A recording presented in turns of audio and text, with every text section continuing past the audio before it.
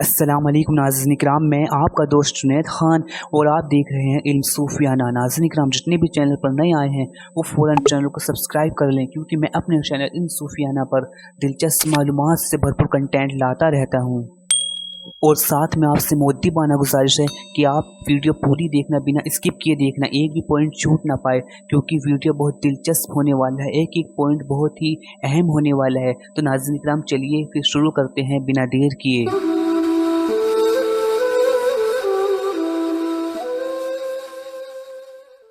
तो मेरे अज़ीज़ान मोहतरम, आज का हमारा उन्वान है कि अल्लाह को किसने पैदा किया और ये आखिर ये सवाल ही क्यों पैदा हुआ। तो नाज़रीन किराम, सबसे पहले चलते हैं इस बात की तरफ कि आखिरकार ये सवाल ही क्यों पैदा हुआ। तो देखिए मेरे नाज़रीन किराम, जिस ज़ात के बारे में ये सवाल है कि अल्लाह को किसने पैदा किया, वो कैसे है, क्यों है, किस लिए है, वो कैसे बना है, वगैरह वगैरह, इस बात का इंसान की अकल से कोई मुकाबला नहीं है, क्योंकि अल्लाह अज़्ज़ा वजल की ज़ात लामहदूद है और इंसान की अकल महदूद है।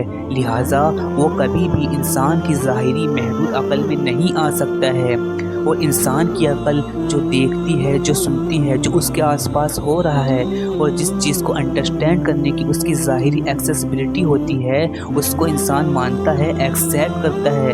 लेकिन इंसान ने जिसको ना देखा हो, ना समझा हो, ना उसको अंडरस्टैंड करने की उसके पास ज़ाहिरी एक्सेसिबिलिटी हो, तो इंसान की अकल उसको तस्लीम नहीं करती है, उसको एक्सेप्ट नहीं करती है। और उसको यही ख्याल आता है कि जब वो इंसान खुद ब खुद पैदा नहीं हुआ है, तो इतनी कॉम्प्लेक्स चीज़ जिसने सबको बनाया है, वो खुद ब खुद कैसे पैदा हो सकता है, फिर उसको किसने पैदा किया।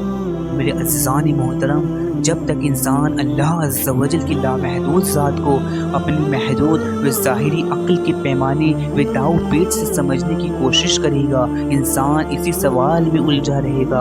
और अल्लाह अज़्ज़ा वजल तो ज़ाहिरी महदूद अक्ल के पैमाने में आ ही नहीं सकता।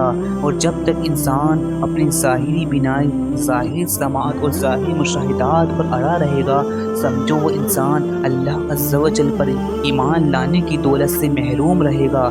और सोचने वाली बात है, भला जो हस्ती, जो ज़ात ज़ाहिरी महदूद अकल के पैमाने में आ गई, फिर वो भला खुदा क्यों कर हो सकती है।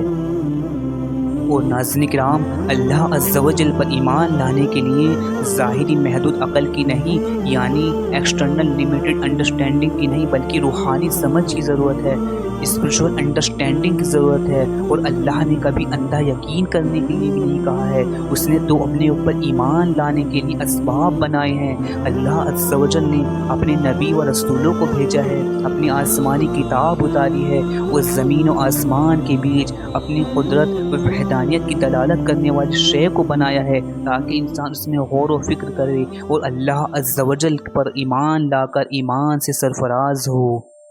नाज़रीन किराम, इतने सब असबाब होने के बाद भी आपका ईमान लाना या लाना ना लाना तय करेगा आप कितने ईमानदार या बेईमान हैं, आप कितने फतहयाब या शिकस्ता हैं।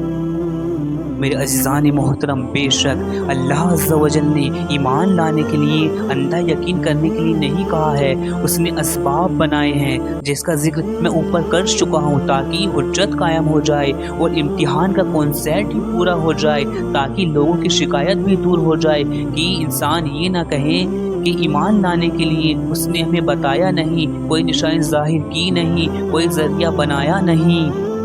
अब ज़रा सोचो, इसके अपोजिट, इसके ज़िद ऐसा होता कि अल्लाह अज़्ज़ा वजल अपना ईमान लाने के लिए अपना ज़हूर, अपना इजहार पूरी दुनिया पर एकदम पानी की तरह साफ़ कर देता कि लो ये रहा मैं, ये रही मेरी ज़ात, ये रही मेरी सिफ़ात, पूरी तरह अया कर देता, अश्कार कर देता। तो फिर मुझे बताओ, भला दुनिया में ईमान लाने के लिए इम्तिहान ही क्या होता, और लोगों का अल्लाह अज़्ज़ा वजल पर ईमान लाने के लिए इम्तिहान ही क्या होता, फिर साहिब ईमान लोगों की हैसियत ही क्या होती। फिर तो ये होता ना कि अल्लाह अज़्ज़ा वजल ने तो सब अया व अश्कार कर दिया है, तभी तो ईमान लाए हो। इसमें कौन सी बड़ी बात है, कौन सा इम्तिहान है, कौन सा आपने ईमान लाने के लिए खुद से लड़े हो, अपने ईगो से, अपने नाकिस मुशाहिदात से लड़े हो, कौन सा साहिब ईमान होकर आप ईमानदार व फतहयाब हुए हो।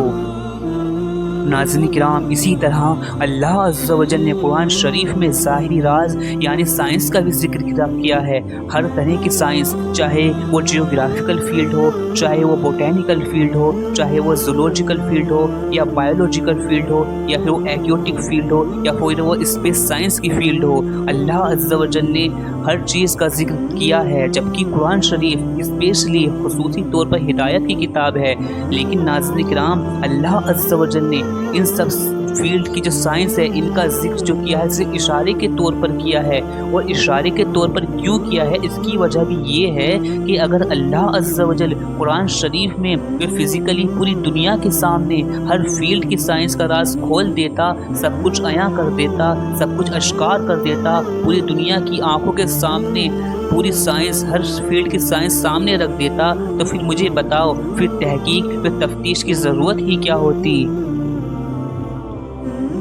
और अगर तहकीक व तफ्तीश की ज़रूरत नहीं होती, अब मुझे बताओ अब कौन साइंसदान होता, कौन तफ्तीशकार होता, कौन इन्वेस्टिगेटर होता। अब चूँकि अल्लाह अज़्ज़ा व जल ने कुरान शरीफ में हर फील्ड का कुछ हिस्सा ज़ाहिर किया है और कुछ हिस्सा इंसानों की तहकीक व तफ्तीश व इन्वेस्टिगेशन के लिए छोड़ दिया है, ताकि इंसान जिद्दोजहद करे। तभी तो आज साइंसदान हैं, इन्वेस्टिगेटर्स हैं। अगर सब कुछ सामने होता तो बताओ कौन साइंसदान होता, कौन इन्वेस्टिगेटर्स होता।